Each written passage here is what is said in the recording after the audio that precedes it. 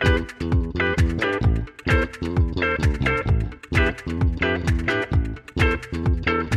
right, welcome back to another edition of We Rise Fighting Labor podcast. We bring you today's labor news, history, and analysis from the U.S. and around the world. This is a podcast you listen to with your fellow workers organizing on the shop floor. This is a podcast you listen to before walking into your union meeting. As always, I'm Rico Rutia, here with my co-host, Brian Pfeiffer.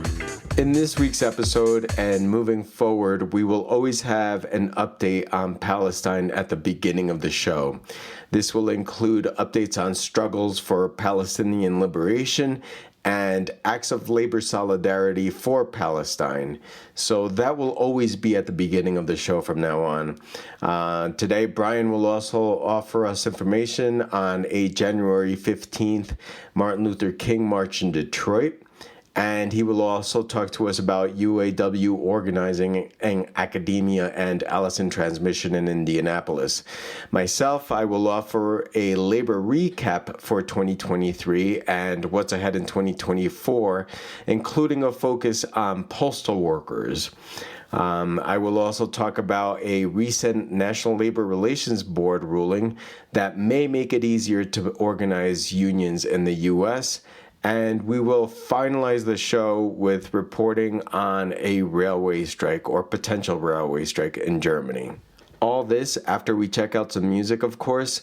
This week we will be checking out All You Fascists Bound to Lose by the Resistance Revival Chorus with Rhiannon Giddens. This is, of course, originally a Woody Guthrie song.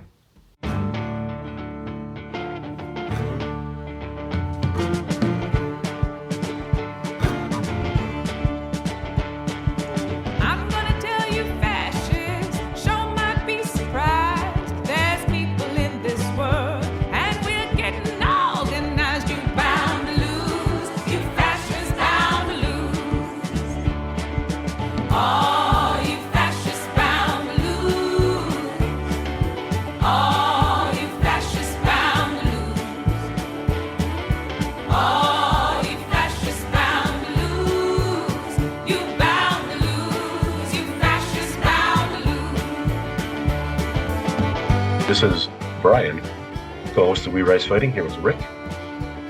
And we're going to begin, again, our show with Palestine. 100 global rights groups urge support for South Africa's genocide case against Israel. As of last week, well over 100, and it's growing by the day. On December 30th, 2023, the newly formed International Coalition to Stop Genocide in Palestine convened around the urgent need for nations to invoke the Genocide Convention as a way to end the state of Israel's devastating bombing campaign and additional war crimes being committed in the occupied Palestinian territories.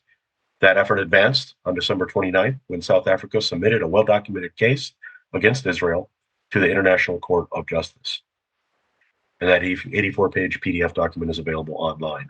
The coalition, which includes Progressive International, the International Association of Democratic Lawyers, the Palestinian Assembly for Liberation, Black Alliance for Peace, Popular Resistance, Code Pink, the National Lawyers Guild, and numerous other groups, strongly supports the call issued on January 2nd by the Palestinian Anti-Apartheid Coordinating Committee, urging governments to support South Africa's complaint with declarations of intervention. And we'll have updates here on We Rise Fighting as well as on our social media Facebook page on these developments.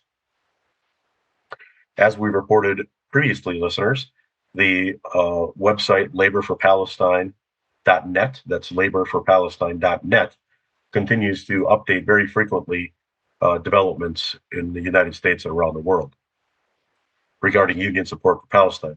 At this website, a variety of links are available regarding many new developments, and these include resolutions and protests. The World Federation of Trade Unions website and social media also has frequent updates at wftucentral.org. That's wftucentral.org. In Washington, D.C. on January 13th, a National Free Palestine March will take place. This is a follow-up from a November National March for Palestine.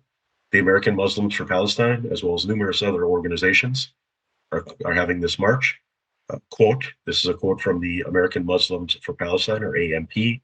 Quote, "We are calling on all supporters of justice to join us on Saturday January 13th, 2024, as we march on Washington, D.C., demanding a permanent ceasefire now and an end to Israeli occupation of Palestine. Listeners can go to the American Muslims for Palestine on Facebook, AM Palestine, and also find them on Instagram and other social media. Free Palestine labor contingents are welcome at this march. So if listeners are near DC or want to go to that march, definitely bring your union banner, wear your union gear, and or make banners from whatever union you are from that is encouraged for that march. And in a very important development here, we reported on this previously, but because this event's coming up next week very quickly on January 15th, the United Auto Workers president, Sean Fain, and Rashida Tlaib, congressperson, to speak at Detroit Dr. Martin Luther King rally and march on January 15th, 2024. This is the 21st annual MLK rally and march in Detroit. It will take place at the St. Matthew's St. Joseph's Episcopal Church, 8850 on Woodward Avenue at Holbrook. It will begin at 12 noon, the rally at the church, followed by a march. And its sponsor is the Detroit MLK Committee, and many other organizations, labor and community and faith-based organizations are sponsoring that. For more information, you can email panafnewswire@yahoo.com. That's PANAFNEWS wire@yahoo.com. Go to mlkdetroit.org or call 313-671-3715. From the media release for this event, quote, "This year's event comes amid a heightening struggle for labor rights and against imperialist war across the United States and the world. We will honor the increasing militant posture of working people, a tradition in which the city was built upon. Labor unions are encouraged to participate in this event in Detroit, along with their rank and file members, to symbolize the necessity of organizing and mobilizing the majority of people in order to achieve genuine democracy and economic rights. In addition to labor activism, we will acknowledge the anti-war peace traditions of Dr. King and Mrs. King, who Dr. King, of course, was martyred in Memphis, Tennessee during his intervention in the sanitation workers' strike in early 1968. Dr. King in the previous year, 1967, came out strongly against the U.S. genocidal war in Vietnam." The press release continues, "Today we are facing yet another genocidal war against the people of Gaza and Palestine. Thousands have been killed, including many children, utilizing bombs and other weapons supplied by the U.S. government.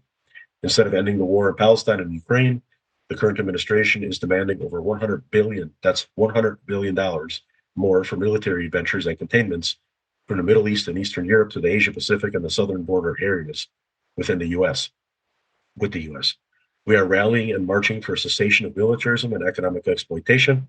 What is needed is a society where all people are guaranteed housing, clean water, food, energy, quality education, peace, and the right to equality and self-determination. If listeners want to contribute to this event, this is an all-volunteer event completely funded by workers. You can contribute to costs by sending a donation to the Detroit MLK Committee at 5920 2nd Avenue, Detroit, Michigan 48202. Contributions can be sent there, money orders, checks, etc., to the Detroit MLK Committee at 5920 2nd Avenue, Detroit 48202. So we send solidarity to our friends in Detroit. Rick and I, listeners, have lived in Detroit, spent a lot of time in Detroit, have many friends in Detroit, have really developed our political awareness and organizing skills in Detroit. So there's always a place in our heart for the wonderful workers and oppressed people there in Detroit, Michigan. And We Rise Fighting will also be on the ground there to report in Detroit on MLK Day. So we'll report back on that in one of our upcoming episodes. All right. And on my end, part of my process for each episode is to go through the news, see what's happening out there in the world of labor. And I'm not going to make it any secret. I'm actually going to encourage it. Part of what I do is just go on Google News and type in union strike and see what happens, see what comes out. There's no big science to this. Again, I encourage others to do the same. And when I did that in preparation for today's episode, what was coming up a lot was articles recapping what labor did in 2023. So recapping all the strikes, the significance of the strikes, the number of workers, the number of days lost, stuff like that. And this was coming from, of course, mainstream publications like ABC, NBC, Reuters, stuff like that. But it was also coming from financial publications and, of course, social justice publications. For tonight's episode, I chose an article that was written by Pew Research Group, and you can go to their website, pewresearch.org. This group is particularly known for providing research. And one of the reasons that I'm going to share this article is because if you go to it, and I actually encourage our listeners to go and check it out. The name of the article is 2023 saw some of the biggest, hardest fought labor disputes in recent decades. Okay. And it came out on January 4th. And one of the reasons I'm recommending this article so strongly is because, of course, it's a good recap, but also Pew Research puts in the links of their sources.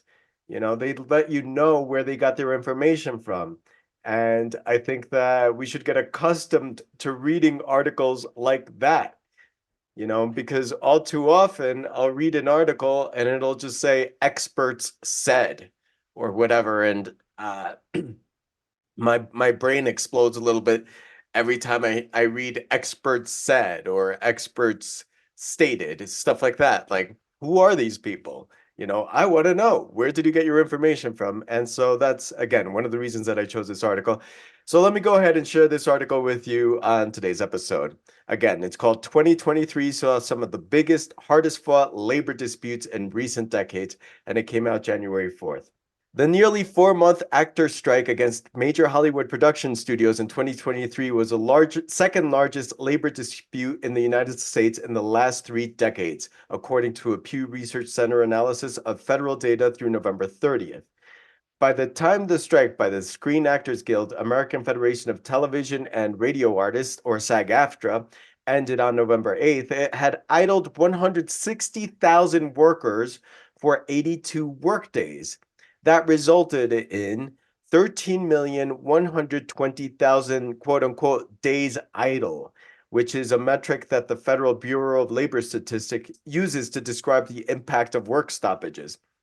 Okay, and here I'm just going to pause there for a second and really reinforce that and state that this is a number that's used by the Bureau of Labor Statistics, the BLS. I haven't been able to delve so deeply to see exactly what that means, so I can't speak to, the merit of the quote unquote days idle metric. I'm not sure what it is, but nevertheless, we're going with it for the sake of this article.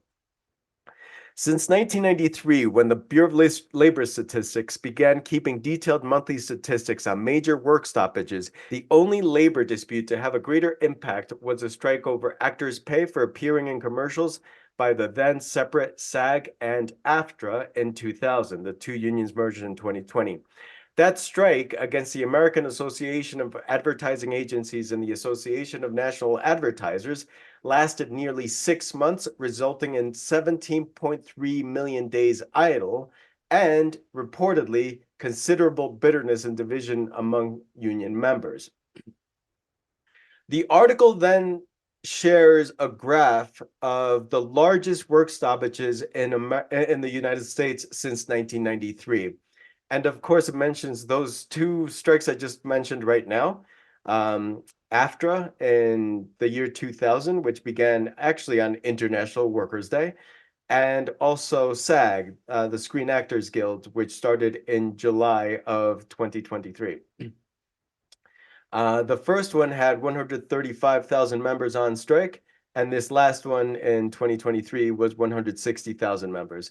And again, this goes all the way back to 1993, this graph that they have on there. And just wanted to highlight a couple of other big strikes that have happened since 93.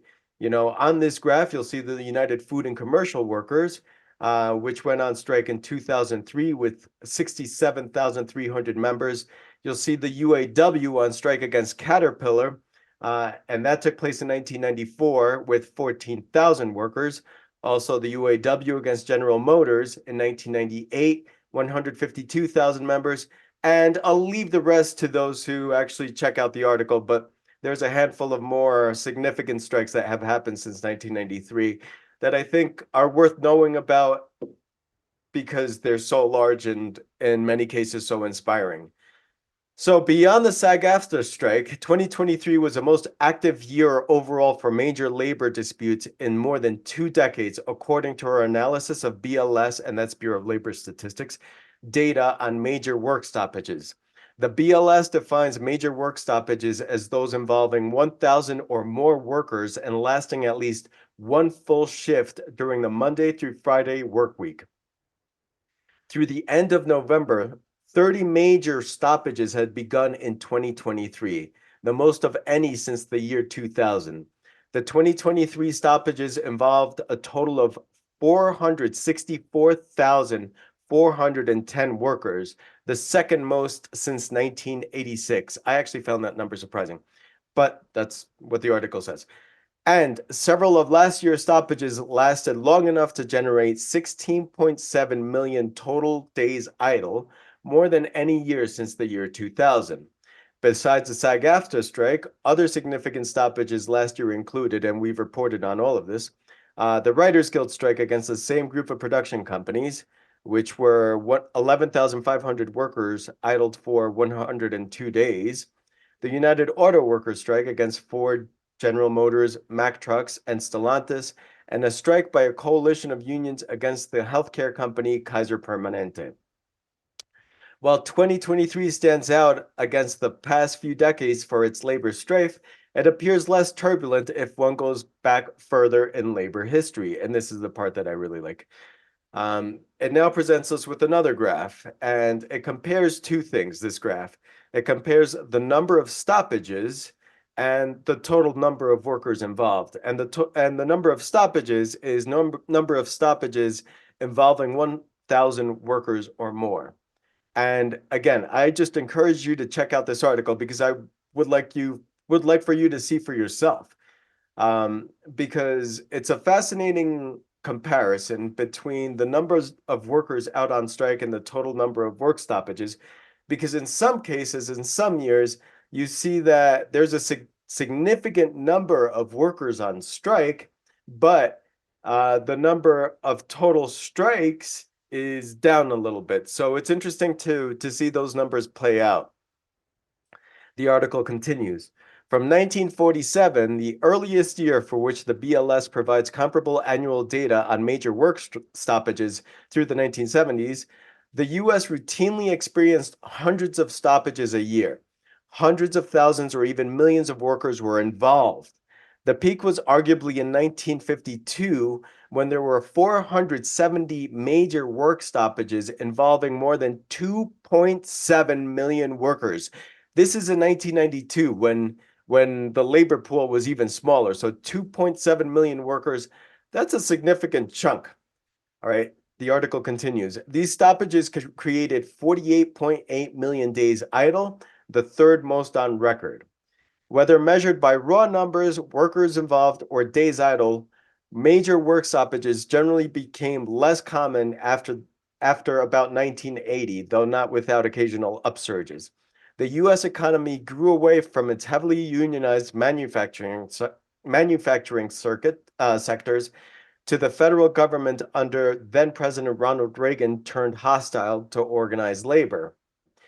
In 2009, for instance, only 5 major work stoppages took place involving a total of just 12,500 workers. That's 2009. In more recent years, relatively few major stoppages have occurred in traditional manufacturing sectors. From January 2018 through November 2023, just 13 out of 122 major stoppages, in other words, 11%, involved manufacturing. That compares with 77 out of 176, in other words, 44% between 1993 and 1997. So that's down a significant amount, literally a quarter to what it once was in the mid-90s. Instead, major work stoppages in recent years have tended to occur in 2 service sectors, education and healthcare. Nearly 2/3, 65% of all major stoppages that began between January 2018 and November 2023 were in those 2 sectors. The information sector has also seen notable labor actions in recent years.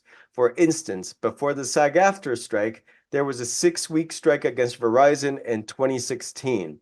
There were 36,500 workers involved, and a strike by 1,800 electrical workers against Cablevision giant Charter Communications that started in 2017 and lasted over 5 years.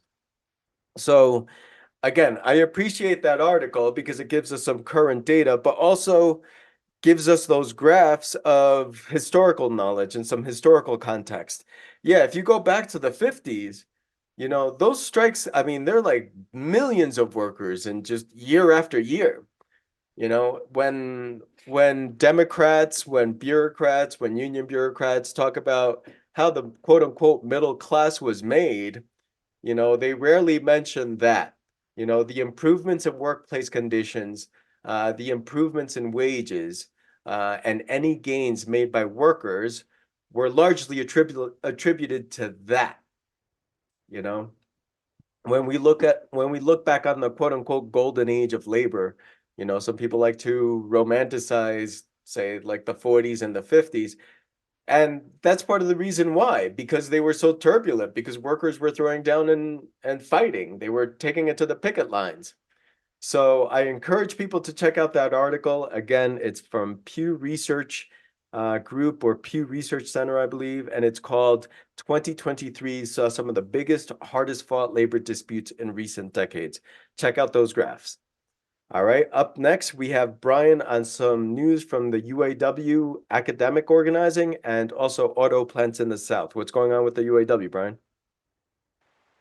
Okay, Rick, after the Big Three auto strike, which we reported on here and interviewed various folks involved in that strike or supporting that strike, such as former president of a union, UAW local in Detroit, Frank Hammer, who we interviewed a few weeks back.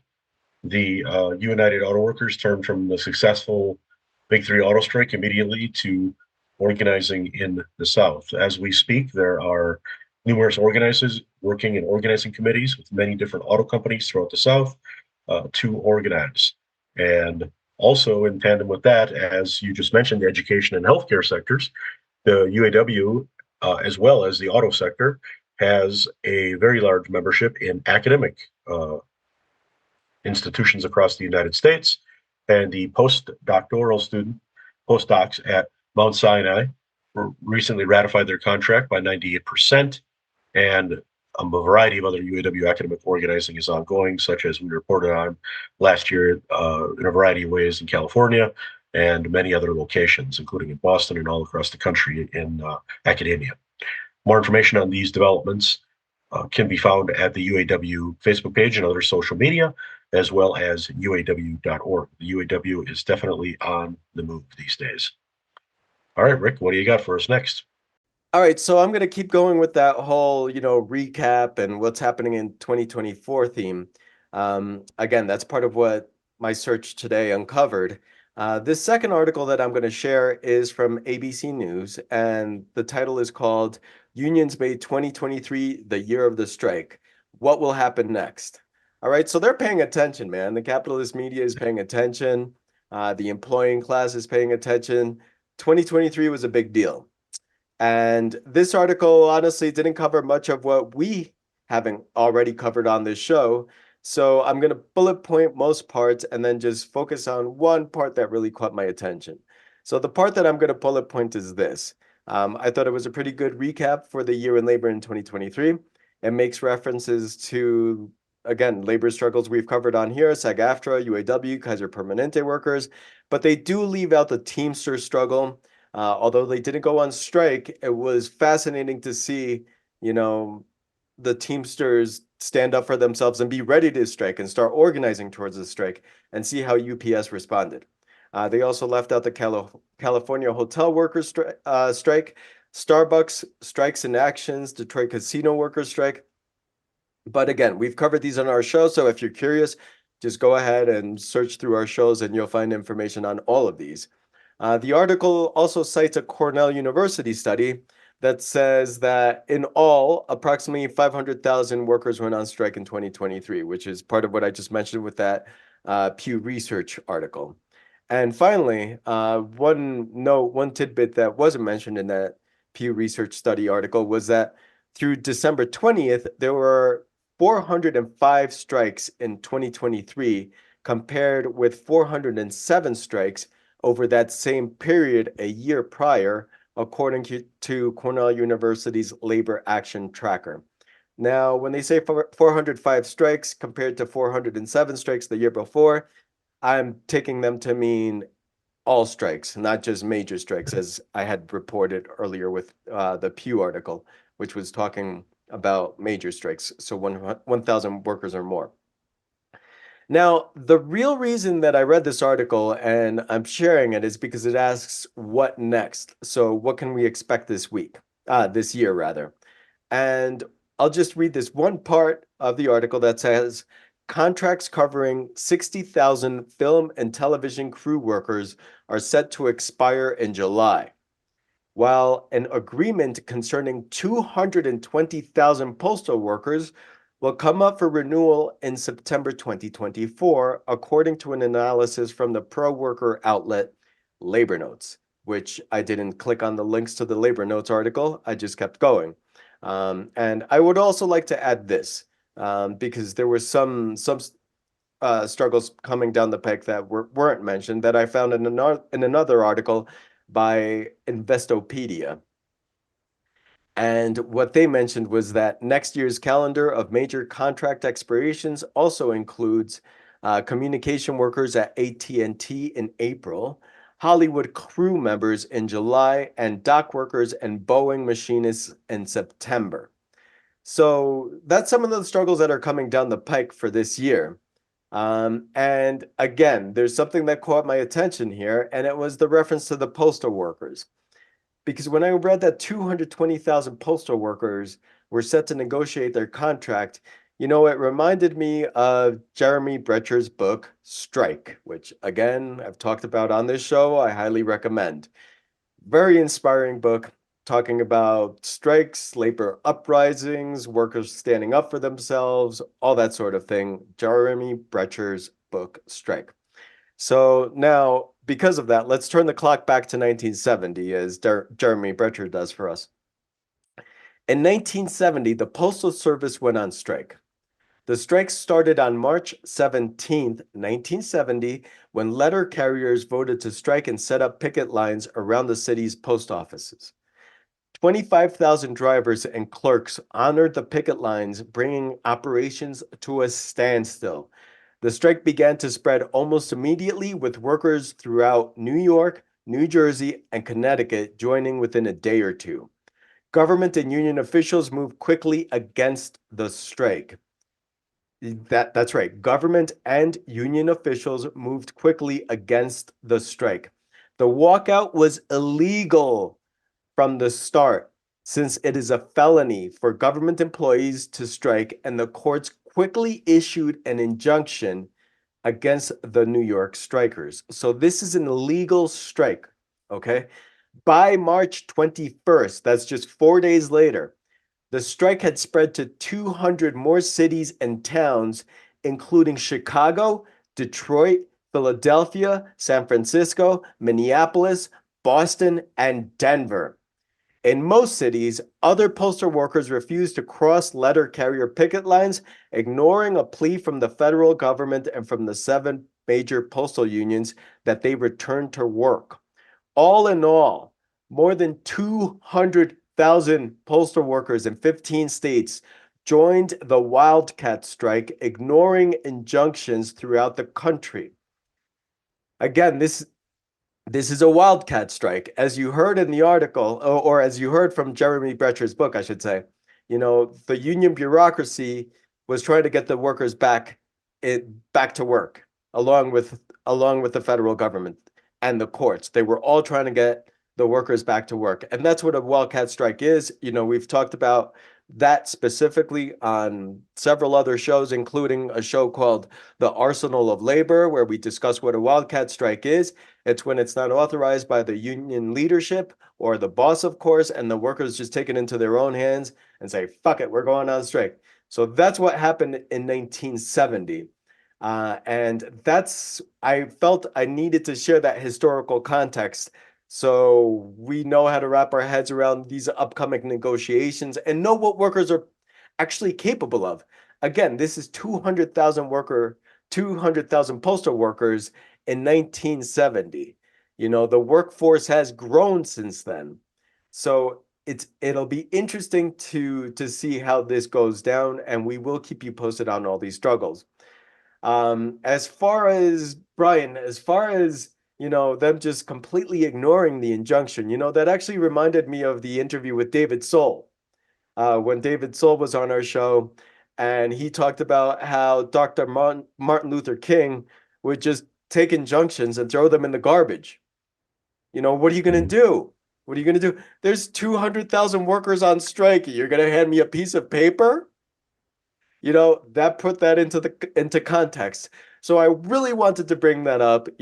As we've been saying all along, this is news, but this is also analysis, and part of that includes a historical analysis to give us historical context, to give us inspiration, to let us know what can be.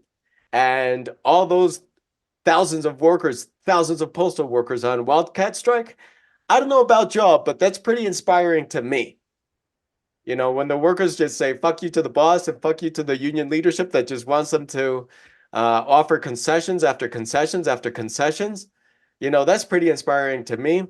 And that's why I just wanted to put it again on the historical record, at least as far as our show is concerned. So again, we'll keep you updated on all those struggles. I'm sure we'll see stuff as we go along, but those are coming down the pike, and we just wanted to put those on everyone's radar.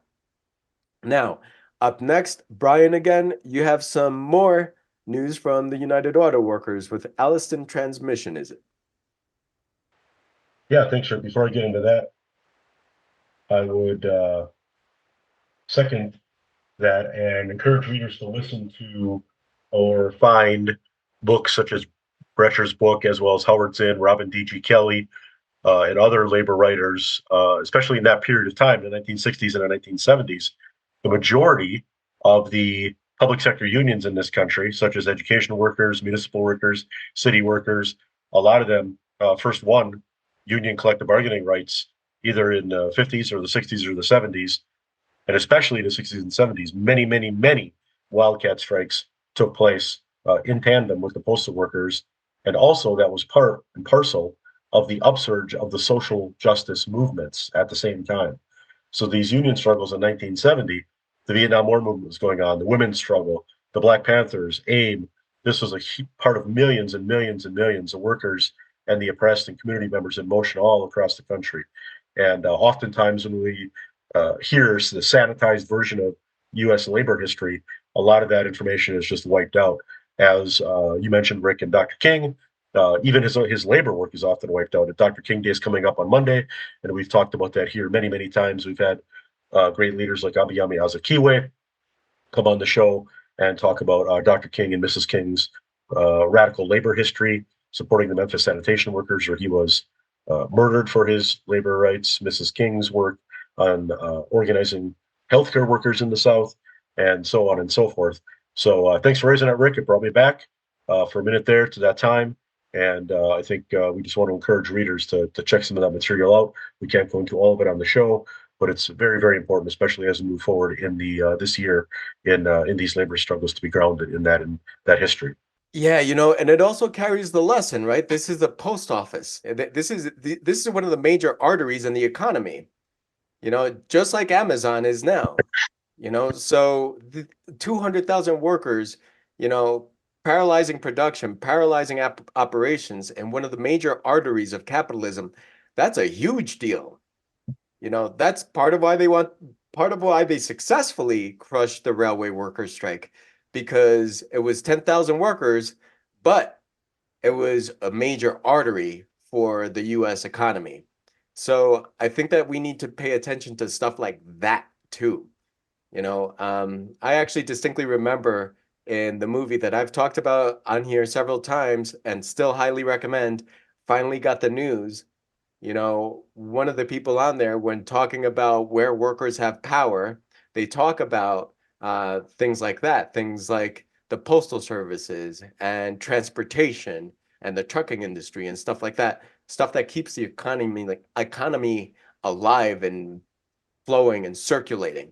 So yeah, I think a lot of notes to be taken from those strikes from the past and also to look forward to later on this year. So we'll keep you posted on all of that. Right on, Rick. Okay, back to Indianapolis. And by the way, Sean Fain, brother Sean Fain, the UAW president, is from Indianapolis. 1,500 UAW workers at Allison Transmission in Indianapolis prepare for the first big U.S. strike of 2024. They are declaring we have to stand up. In a new video released by the UAW, and this is at uaw.org, uaw.org, in a new video released by the UAW, Local 933 members at Allison Transmission in Indianapolis, Indiana, speak out about why they're ready to strike to win an equitable contract. The group of 1,500 workers authorized the strike in October and are prepared to walk off the job at any moment. The video that was produced, Stand Up at Allison Transmission, can be accessed on the uaw.org website, and the media is invited to use that footage, as well as community supporters and union supporters. It'd be great to show that in a union hall and have a political education and talk about it. We've given them record profits. We've done everything they've asked us to do, said Steve Ott, Allison Transmission worker and UAW member. We have to stand up. I think everybody would be more than happy to walk out the door and say, hey, we deserve better, said Vaught. Allison Transmission, which manufactures commercial duty automatic transmissions and hybrid propulsion systems, has amassed more than $6 billion, that's what it be, $6 billion in profits in the last decade, and over $500 million would it be, again, $500 million in the first 3 quarters of 2023. CEO David Grazio's pay has increased by 600%. Let me say that again. The CEO's pay has increased by 600% in just the last 2 years alone. Yet the company continues to lowball workers in contract negotiations, showing little regard for the hard work and sacrifices made by its workforce. Andy Davis says they don't respect us and they don't care about meeting us halfway. The union's last contract with the company expired on November 14th, 2023. Local 933 members have been working in good faith on a contract extension since then in hopes of reaching a deal. However, on December 1st, workers rejected a tentative agreement, or TA, by over 96% because it failed to address their core demands. The company's proposal was a slap in the face, said Jewel Van Delsen. Workers feel like if this is what we need to do to show to the company we're worth a little more than they think we are, I'm ready, and I believe my coworkers are ready, said Van Delsen. People want change, Craig Meyer said. Does anybody want to strike? No, we don't want to strike. What we want is a reasonable, fair contract. But to get that better contract, are we willing to go out and strike and take a stance? Yes, we are. All right, listeners, so that's in Indianapolis, Indiana. More information, ongoing information will be available at the uaw.org website, and check out Local 933 UAW. And we just read from the press release there. And we here at We Rise Fighting, of course, support those workers at the Local 933 in Indianapolis. And if they do go on strike, we will do everything we can to support our fellow workers there in Indiana. All right, Rick, what do you got for us? All right, so again, just going through the news today, another article came up that I wanted to share with listeners and that I also needed to see for myself. It was helpful to learn this.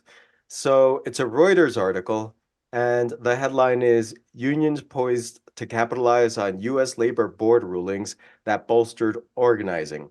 And it talks about some changes to the National Labor Relations Board, which is basically the government body that oversees union organizing and labor laws. So I'm just going to go ahead and dive right into this article. So again, this is from January 2nd.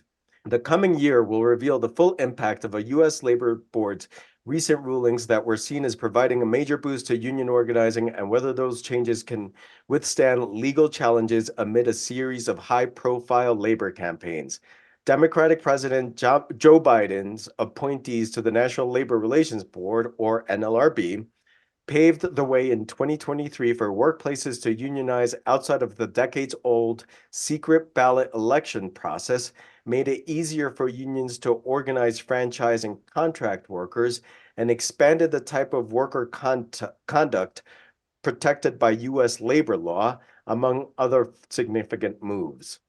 Business groups and employers are challenging many of those decisions in court, but in the meantime, companies should brace themselves for an uptick in organizing emboldened by the NLRB's burst in pro-union activity, experts said. Again, experts said. There's an all-out assault. Oh, sorry, this is a quote. There's an all-out assault to get businesses to recognize unions and increase union membership, said Ben Brubeck, vice president at construction trade group Associated Builders and Contractors.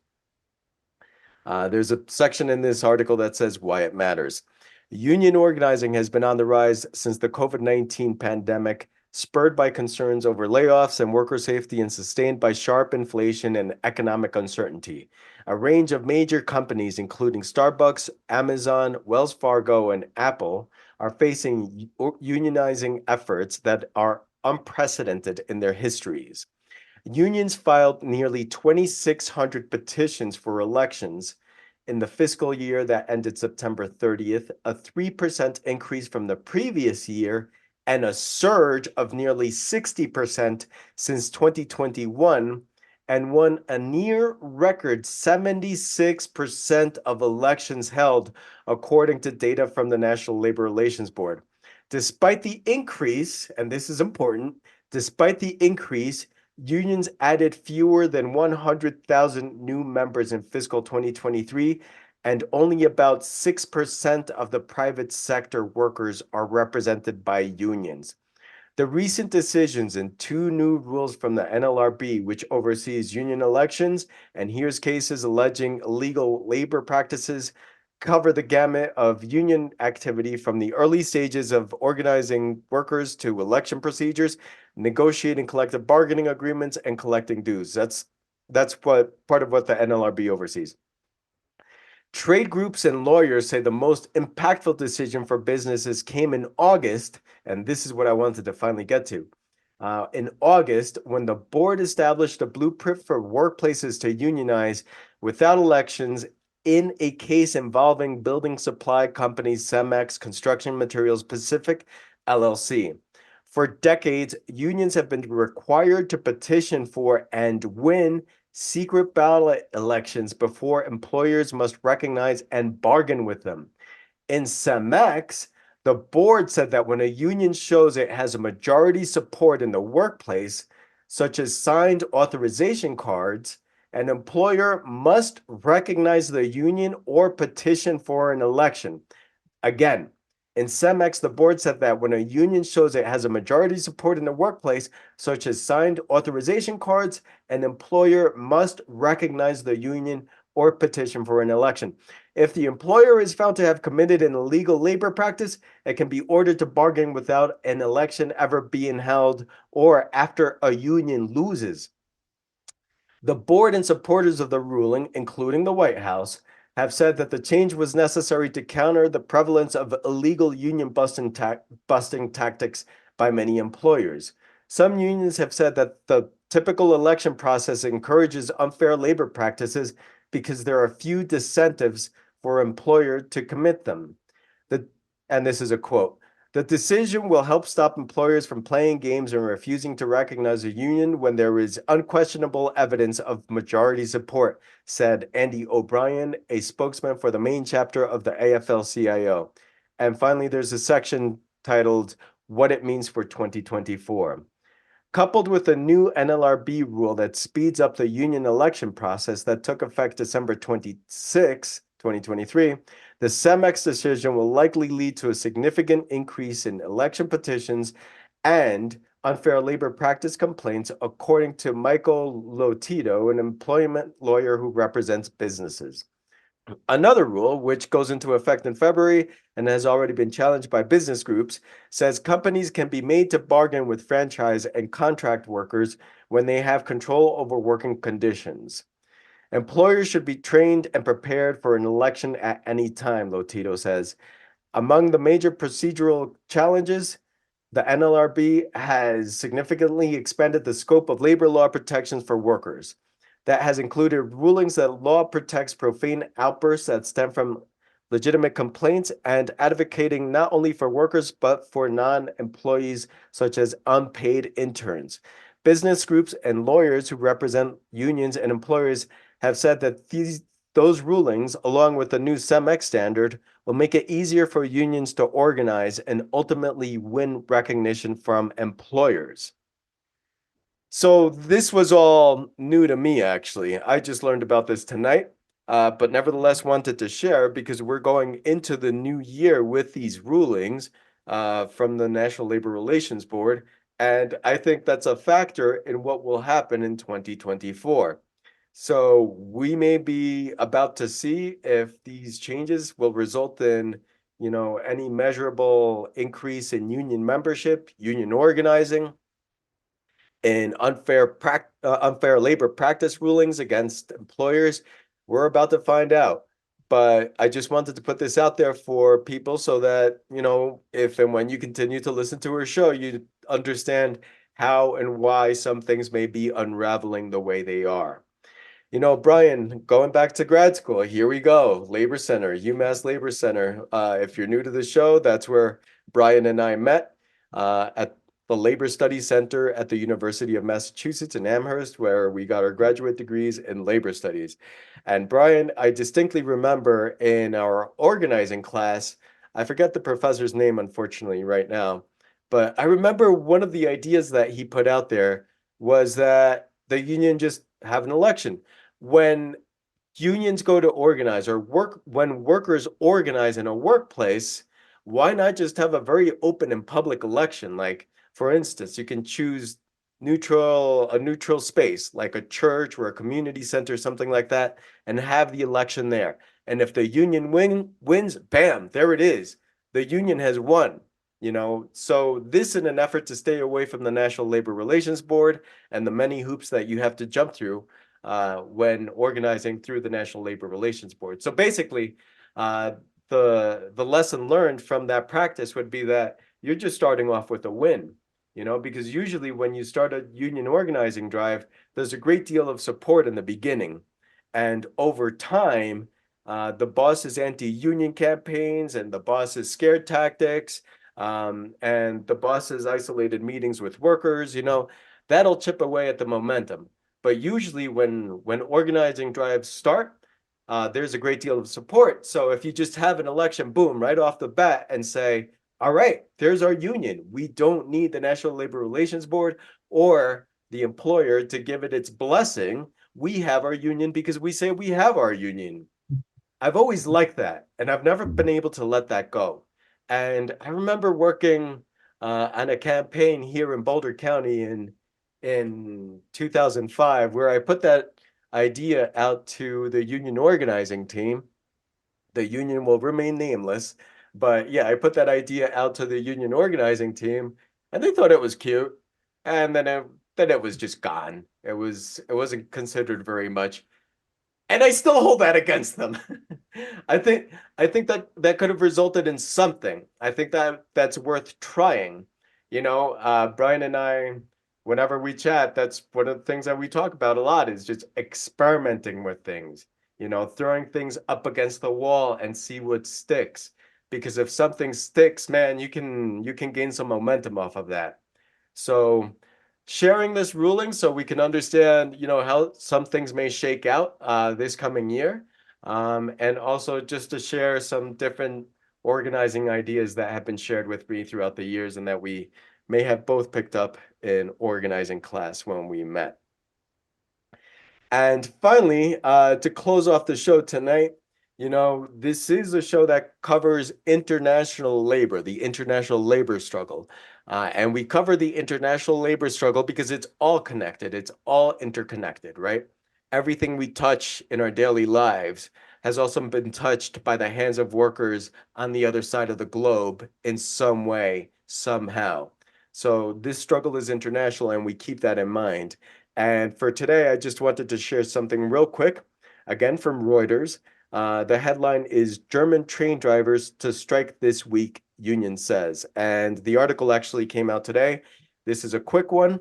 And reporting from Frankfurt, Germany's GDL train drivers union said on Sunday that it was calling on members to strike this week, an escalation of a wage dispute with rail operator Deutsche Bahn. The strike is to run from January 10th to January 12th, the union said, with cargo train drivers beginning their strike on January 9th. So that's in 2 days. The union said in December it planned a strike that would last several days after the Christmas holiday. In reaction, Deutsche Bahn said it would try to put a stop to the measure with an injunction through a Frankfurt labor court. Train drivers held a 24-hour strike early last month, the last strike of the year after negotiations between the union and Deutsche Bahn broke off at the end of November. GDL is demanding a reduction in working hours from 38 to 35 hours per week for shift workers, as well as an increase of 555 euros per month and a one-off inflation compensation bonus of 3,000 euros. And we hope they get all those demands. Again, we need to cover international labor issues, and we'll continue to do so. I think we've been better stated, preoccupied with other very important and pertinent things right now. As we have already mentioned on the show, Palestine is a major issue that we will continue to cover and will actually be at the forefront of our show moving forward. So that's definitely taken up some airtime. But we will continue to cover the international labor struggle as best as we can within a 30 to 45-minute show, which is what we usually do. So thank you again, as always, everyone, for listening. Happy New Year. We look forward to covering this year with you and seeing what happens in the world of labor, in the world of strikes, union organizing, international solidarity, and resistance. So we are here for you. We Rise Fighting Labor podcast. Please remember to like. Please remember to subscribe. Talk about with your fellow union member. Talk about it with other workers organizing on the shop floor. Thank you for listening to us always. Peace and love to all. Solidarity, everyone. Have a good night.